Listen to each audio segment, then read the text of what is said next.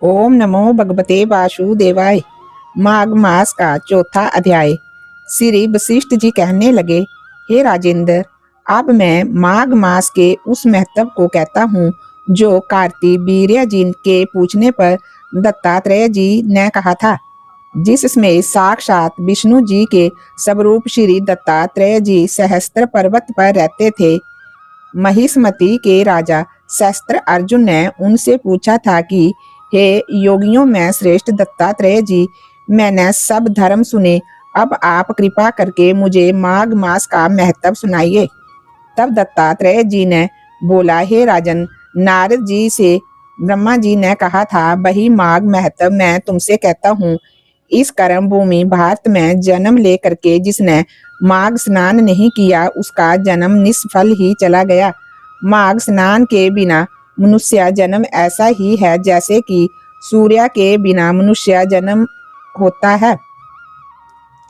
जैसे कि सूर्य के प्रकाश और चंद्रमा के बिना तारागण। व्रत, तप तथा दान से भगवान इतने प्रसन्न नहीं होते जितने माघ मास के स्नान से होते हैं।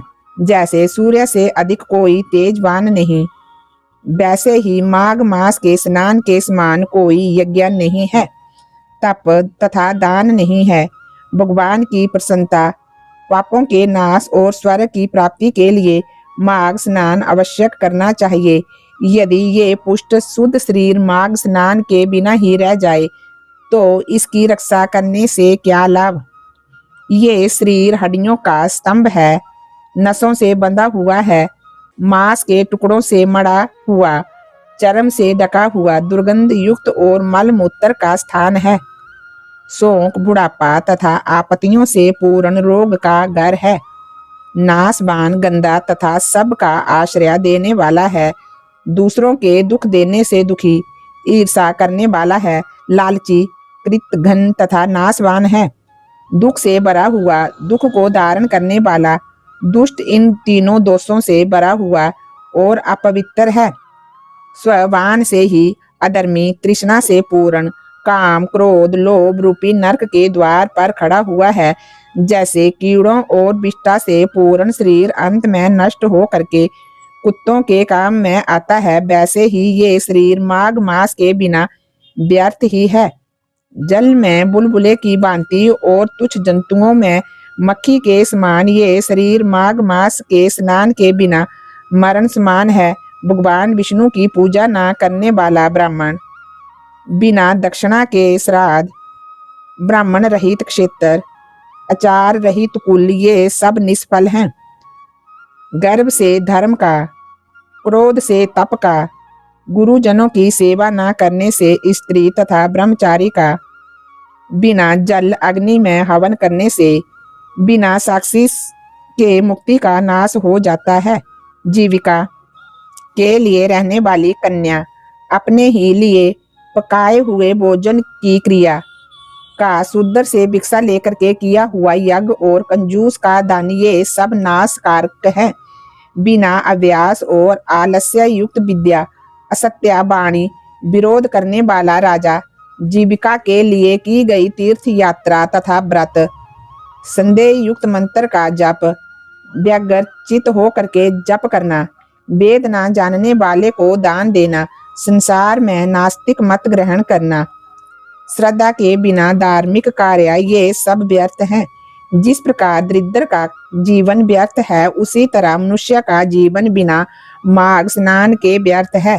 मकर के सूर्य में जो मनुष्य सूर्य उदय से पहले स्नान नहीं करता, वह भी पापों से छुटकारा पा करके स्वर्ग में जा सकता है। ब्रह्मघाती, सोना चुराने वाला, शराबी, गुरु पत्नीगामी, इन चारों की संगति करने वाला माघ महीने में सूर्य उदय से पहले स्नान करके पवित्र हो जाता है। मनुष्यों के महापाप भी माघ मास में स्नान करने से भस्म हो जाते हैं।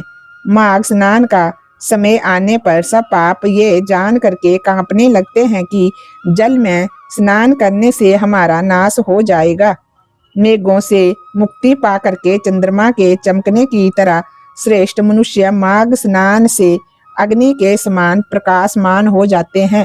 वाणी, मन तथा कर्म से किए हुए सभी महापाप मकर के सूर्य में स्नान मात्र से ही अग्नि में समिधा की तरह नष्ट हो जाते हैं। सज्जन पुरुष माघ स्नान से स्वर्ग में जाते हैं तथा पापी लोग पवित्र हो जाते हैं। हे नरपति, इसमें कुछ भी संदेह नहीं करना चाहिए। हे राजन, विष्णु भक्ति करने की भांति पाप नाश करने के लिए माघ स्नान करने का भी सभी को अधिकार है। यही सबसे बड़ा तप और प्रायश्चित है। प्राय जिस तरह जन्म जन्मांतर के अभ्यास से आध्यात्मिक ज्ञान की वृद्धि होती है, उसी प्रकार माघ मास में भी मानव की रुचि उत्पन्न होती है। ये संसार रूपी कीचड़ धोने को पवित्र वस्तु है। हे राजन, सब इच्छाओं का फल देने वाला माघ स्नान जो नहीं करते, वे चंद्र और सूर्य के समान भोग को कैसे भोग सकते हैं। ओम नमो भगवते वासुदेवाय। चौथा अध्याय समाप्त हुआ।